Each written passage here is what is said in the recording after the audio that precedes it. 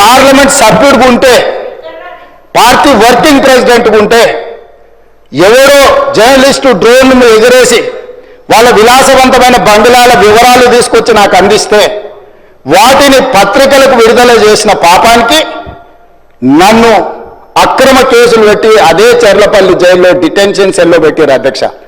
16 రోజులు నిద్రలేని రాత్రులు గడిపిన పార్లమెంట్ సభ్యుడిగా, పార్టీ వర్కింగ్ ప్రెసిడెంట్గా అయినా నేను కక్ష చూపించలేదు అధ్యక్ష. నిజంగానే నేను కక్ష చూపించదలుచుకుంటే మీ కుటుంబంలో ఒక్కరు కూడా బయట ఉండరు అధ్యక్ష. అందరు చర్లపల్లినే నేను ఎలా ఎన్నికల ముందు చెప్పినట్టు మీకు డబుల్ బెడ్రూమ్ ఇల్లు మీరు పేదలకు కట్టియలే, మీ గ్యారంటీ కట్టిస్తే మీ కుటుంబానికి డబుల్ బెడ్రూమ్ ఇల్లు అని చెప్పుంటే అధ్యక్ష. ఎన్నికల హామీలు అమలు చేయలేదంటుంది కదా అధ్యక్ష. ఎన్నికలప్పుడు ఈ హామీ కూడా ఇచ్చిన ఆ కుటుంబానికి చర్లపల్లి జైల్లో డబుల్ బెడ్రూమ్ కట్టిస్తా, కొడుకు కోడలు అల్లుడు బిడ్డ ఉంటే వేరే వేరే ఎందుకుంటారు, అందరినీ కలిసి ఒకటే దగ్గర ఉండి కట్టిస్తాను. కానీ ఆ హామీ కూడా నేను అమలు చేయలే. ఎందుకంటే నేను విఘ్నత ప్రదర్శించాలనుకున్నా.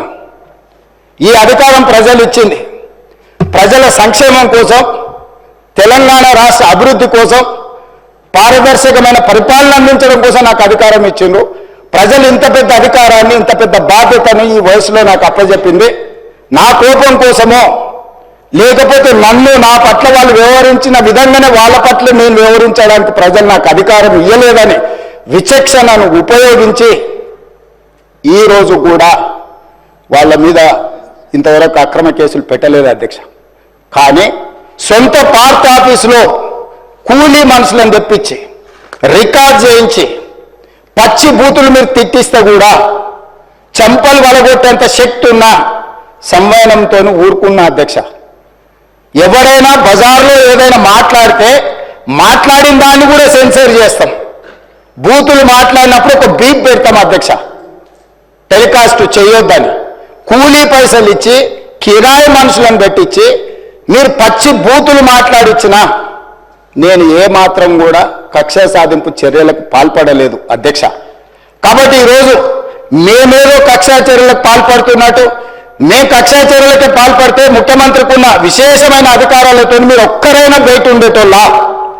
ఈరోజు తెలంగాణ సమాజం అన్నిటిని గమనిస్తుంది. ఎక్కడికి వెళ్ళానో అడుగుతుంది, ఎన్ని రోజులు బయట వదిలేస్తావన్నా తీసి లోపలే.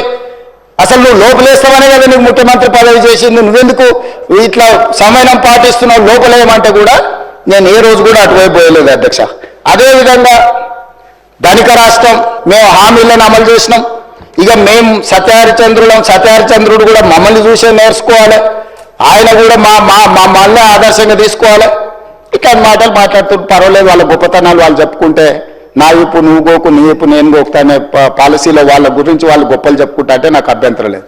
కానీ ఒకటి రెండు విషయాలు, తెలంగాణ సమాజం వ్యవసాయ కూలీలు, వ్యవసాయ రైతులు, వ్యవసాయం మీదనే ఆధారపడ్డ ప్రజలు తెలంగాణలో దాదాపుగా 70% ఉన్నారు. 2014 ఎన్నికలలో ఘనత వహించిన చంద్రశేఖరరావు గారు రైతులకు ఇచ్చిన హామీ ₹1,00,000 రుణమాఫీ చేస్తా అని అధ్యక్ష. ఎన్నికలయ్యి అధికారంలోకి వచ్చిన తర్వాత ఏకదాటిగా ₹1,00,000 మేము రుణమాఫీ చెయ్యము, 4 విడతలుగా చేస్తామన్నారు అధ్యక్ష. ప్రతి సంవత్సరం మేము 25,000 4 విడతలు చేస్తామన్నారు. వీళ్ళు మొదటి 5 సంవత్సరాలు 2014 నుంచి 2018 వరకు ఎన్నికల వరకు వీళ్ళు చేసిన రుణమాఫీ ₹16,143 కోట్ల అధ్యక్ష. ఇందులో 4 విడతలుగా వీళ్ళు రుణమాఫీ చేసినందుకు, 4 సంవత్సరాలు వాయిదాల మీద చేసినందుకు దాదాపుగా మిత్తి కింద ₹2,630 కోట్ల పోయింది అధ్యక్ష. నికరంగా మిగిలింది వీళ్ళు చేసింది మొదటి 5 సంవత్సరాలలో ₹13,514 కోట్ల అధ్యక్ష. మొదటి విడత 5 సంవత్సరాలు కలిపి వారు చేసిన రుణమాఫీ. రెండవ విడత మళ్ళీ చెప్పింది అధ్యక్ష, మొదటిసారి చేయలేకపోయినాం, రెండోసారి గ్యారెంటీగా చేస్తాం, ఈసారి మమ్మల్ని నమ్మండి అన్నారు.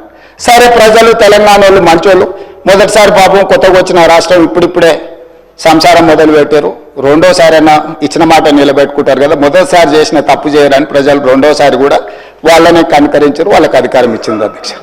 రెండోసారి ఏం చేసింది అధ్యక్ష, మొదటిసారైనా 4 సంవత్సరాలు ప్రతి సంవత్సరం కొంత 4 సంవత్సరాలు ఇచ్చింది అధ్యక్ష.